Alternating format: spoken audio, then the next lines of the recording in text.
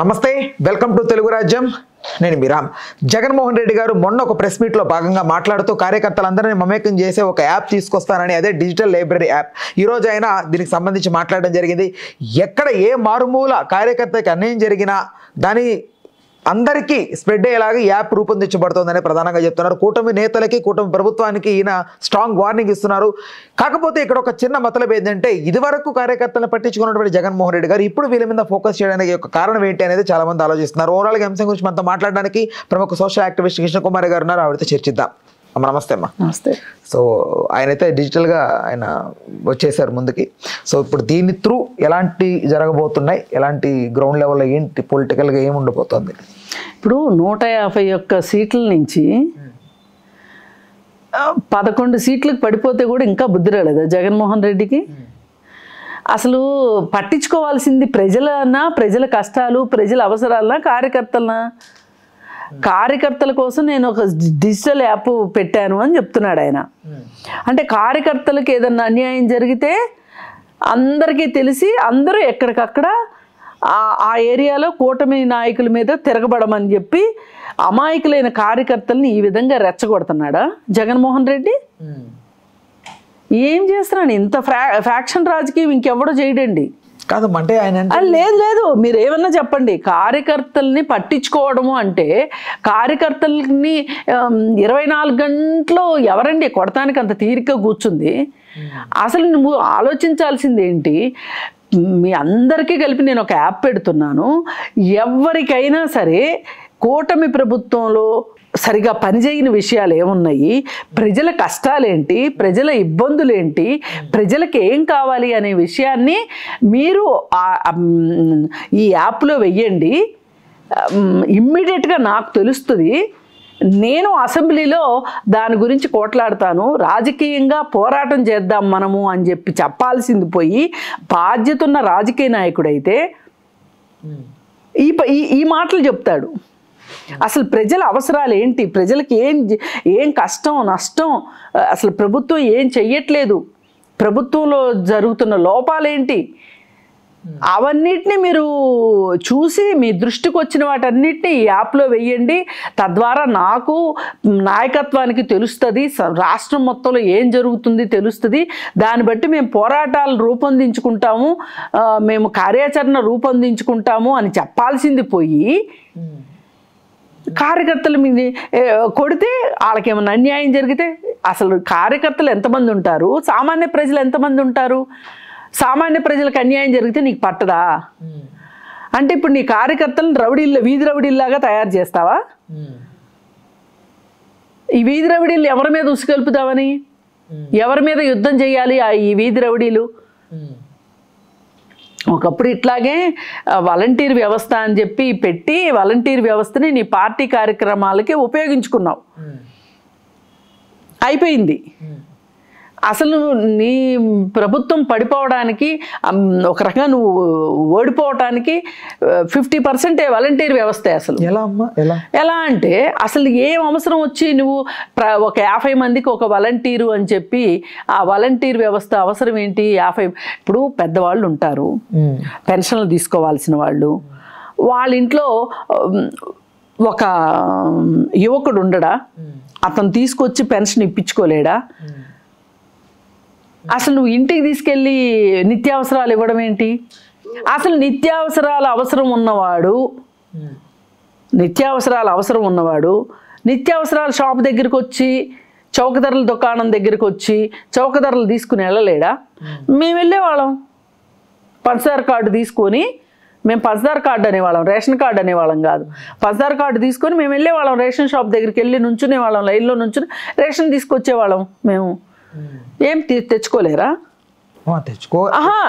నేను అంటాను ఇప్పుడు దీనికోసం ఒక వ్యవస్థను ఏర్పాటు చేసింది ఎందుకు అంటే ఈ పేరుతోటి అసలు ప్రజలు ఏమనుకుంటున్నారు ప్రజల మనోభావాలను తెలుసుకోవాలి అనుకున్నాడు మనోభావాలు తెలుసుకుని ఏం చేసావయ్యా ఏం చేసావు? దానికి తగ్గట్టు ఏమైనా చర్యలు తీసుకున్నావా? రోడ్లు బాగాలేకపోతే రోడ్లు వేసావా? లేకపోతే ఏమన్నా ఉపాధి కల్పన తీసుకొచ్చావా? లేకపోతే అమరావతి కట్టావా? లేకపోతే పోనీ 3 రాజధానులు అన్నావు, అయ్యన్నా కట్టావా? ఏం చేసావు నువ్వు? ఏమీ చేయలేకనే కదా సతికిలు పడ్డావు, 11 సీట్లకు వచ్చావు నువ్వు. 3 అంకెల నుంచి 2 అంకెలకు పడిపోయావు. నువ్వు ఇట్లాగే కార్యకర్తలను రెచ్చగొట్టి కార్యకర్తలను వీధి రౌడీల్లాగా చేసి ఏం జరుగుతుంది? వాళ్ళు తిరగబడ్డారే అనుకుందాం. తిరగబడితే కేసులు ఎవరి మీద పెడతారు? కార్యకర్తల మీద పెడతారు. ఆ కార్యకర్తల కుటుంబాలు ఏమైపోవాలి? నువ్వేమో హాయిగా ఫామ్ హౌస్లోనూ నీ ప్యాలెస్లో దాక్కుంటావు, తాడేపల్లి ప్యాలెస్లోనూ బెంగళూరు ప్యాలెస్లోనూ దాక్కుంటావు. నీకు పోయిందే ఉంది? కార్యకర్తలకి అన్యాయం అయిపోయేది.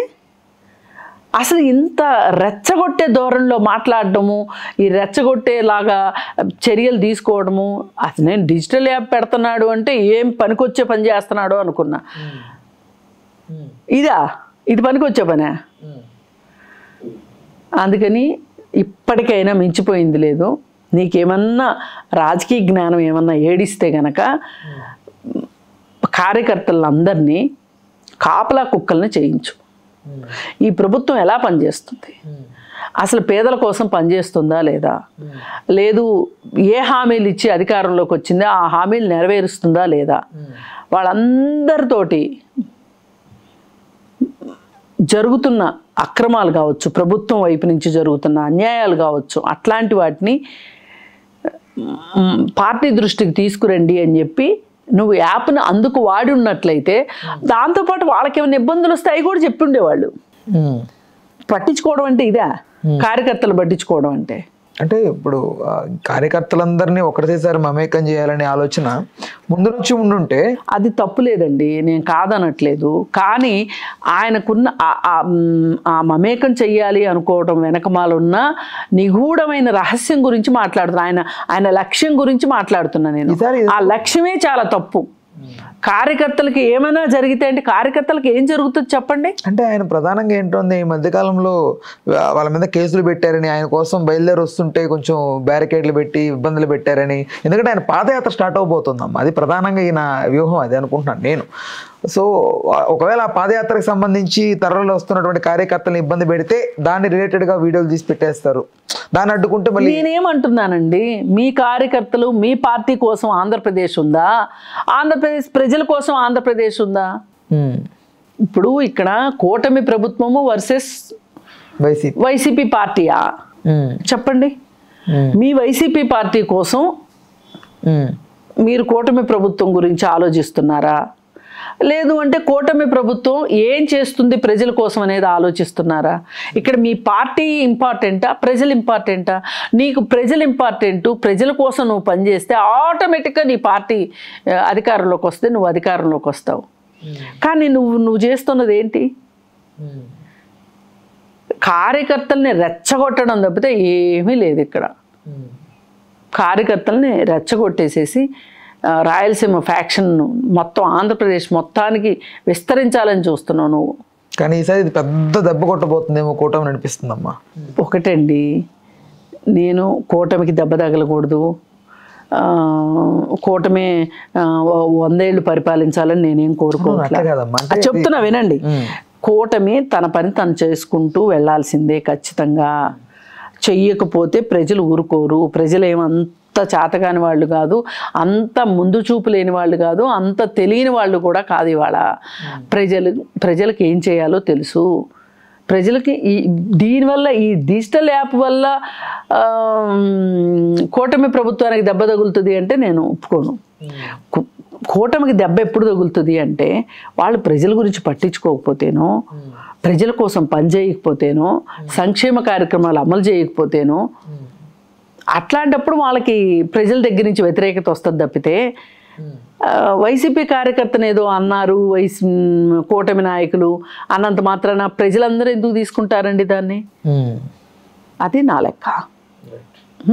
అందుకని ఇలాంటి పిచ్చి ఆలోచనలు మానేసేసుకుని జగను తనలో ఉన్న ఆ కక్షపూరిత మనస్తత్వం తోటి కార్యకర్తలను బలి చేయాలి అని అనుకుంటే గనక కార్యకర్తల కుటుంబాలు ఏమైపోవాలి?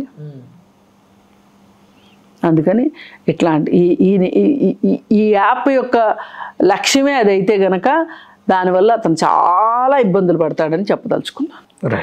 రైట్ ఓకే అమ్మా, థ్యాంక్ యూ. హలో, తెలుగు రాజ్యం ఛానల్ చూస్తున్నారా?